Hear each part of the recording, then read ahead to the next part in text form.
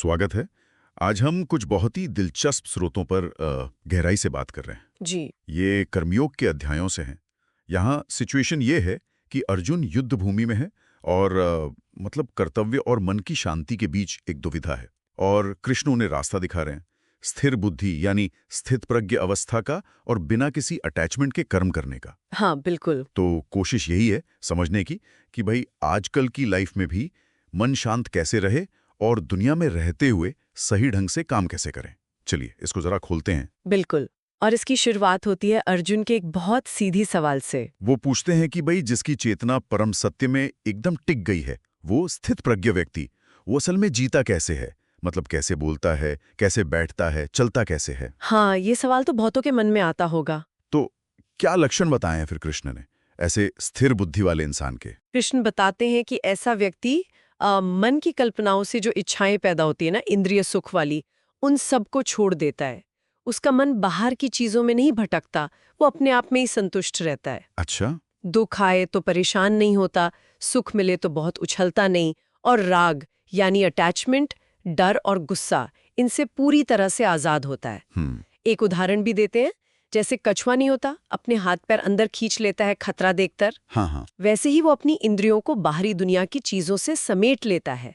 और यहाँ एक गहरी बात ये भी है कि जब अंदर से मतलब आध्यात्मिक स्तर पर एक उच्च रस का अनुभव होता है ना, तो फिर ये इंद्रियों पर कंट्रोल करना थोड़ा आसान हो जाता है, भले ही वो बाहरी चीजों का आकर्षण बना रहे। लेकिन ये सुनने में जितना सीधा लग रहा है, इंद्रियों को कंट्रोल करना उतना आसान तो नहीं है।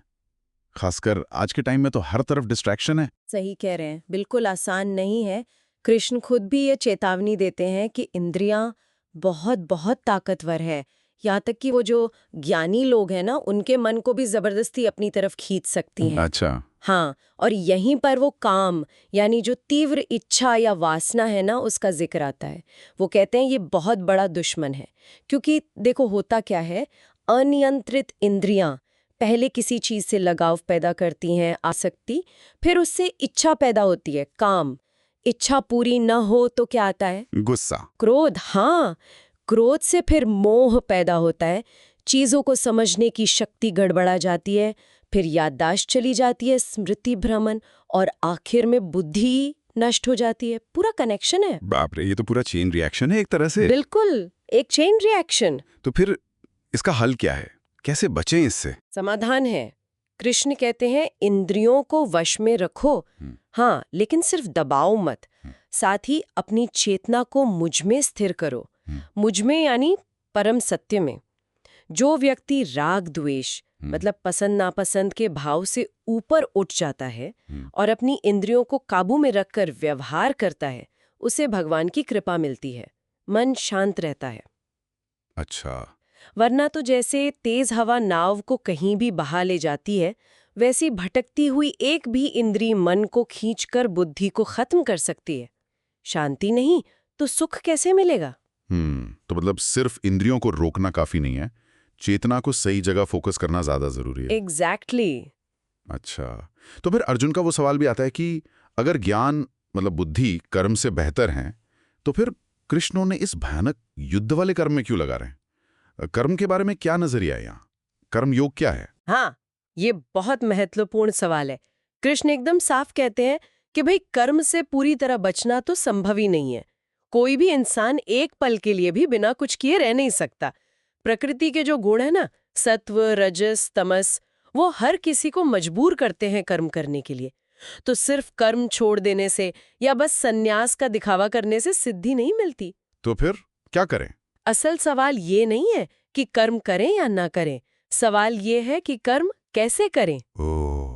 कृष्ण कहते हैं कि बाहर से इंद्रियों को रोक लिया, मान लीजिए हाथ पैर रोक लिए, पर मन ही मन उन्हीं चीजों के बारे में सोच रहे हैं, तो वो पाखंड है, दिखावा है। हाँ, ये तो होता है। सबसे अच्छा तरीका है कर्म योग।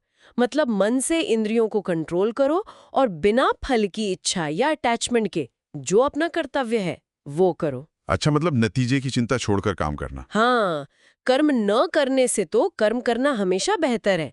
अरे शरीर जिंदा रखने के लिए भी तो कर्म करना ही पड़ता है ना। सही बात है। पितृ कर्तव्य समझकर, ईश्वर को समर्पित करके। जब हम ऐसे निस्वार्थ भाव से अपना काम करते हैं तो सृष्टि का जो पूरा चक्र है वो सही चलता है। यज्ञ से देवता प्रसन्न होते हैं, वो बारिश देते हैं, बारिश से अन्न होता है, अन्न से जीवन चलता है। ये पूरा साइकिल है।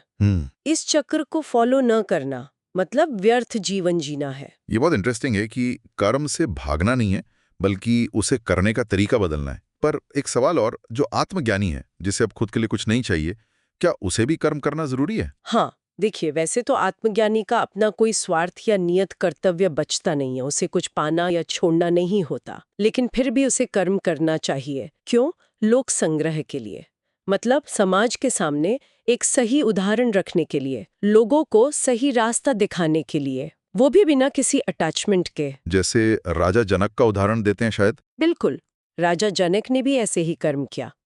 कृष्ण तो अपना ही उदाहरण देते हैं, कहते हैं कि देखो मैं भी कर्म करता हूँ, अगर मैं ही कर्म करना छोड़ दूं तो सब लोग आलसी हो जाएंगे, मेरा ही अनुसरण करेंगे और पूरी व्यवस्था बिगड़ जाएगी।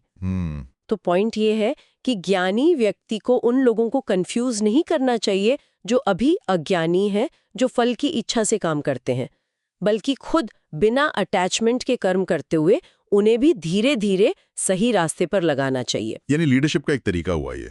हाँ, एक तरह से। ज्ञानी बिना नतीजे से जुड़े कर्म करता है, अज्ञानी नतीजे के लिए करता है।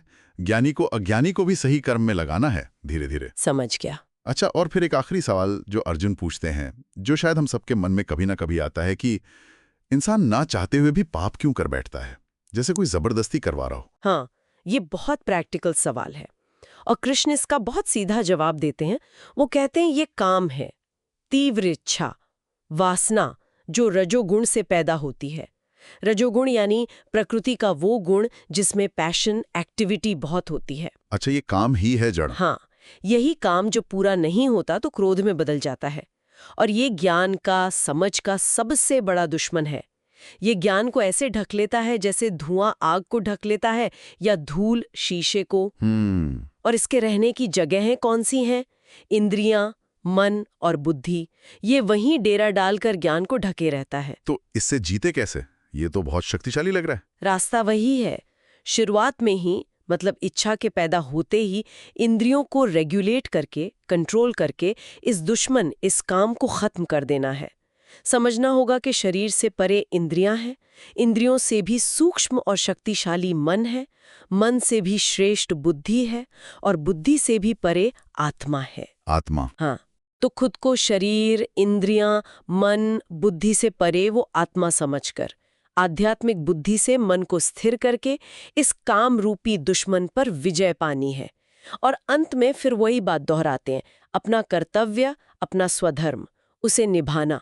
भले ही वो परफेक्ट ना हो, उसमें कमियां हो, वो दूसरे के काम को परफेक्टली करने से ज्यादा बेहतर है।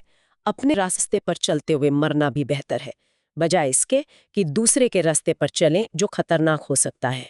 तो कुल मिलाकर अगर हम सार देखें इन बातों का, तो यही है कि मन की शांति और वो स्थिर बुद्धि, स्थित प्रज्ञ अवस्था पाने के लिए इंद्रियों पर कंट्रोल, इच्छाओं पर लगाम, और सबसे जरूरी कर्म के फल की चिंता किए बिना अपने हिस्से का काम, अपना कर्तव्य करते जाना। और ये सब तभी संभव है जब हम अपनी चेतना को, अपने ध्यान को उस परम सत्य पर टिकाए रखें। बिल्कुल सही। असली लड़ाई बाहर कम, अपने अंदर के दुश्मनों से ज्यादा है।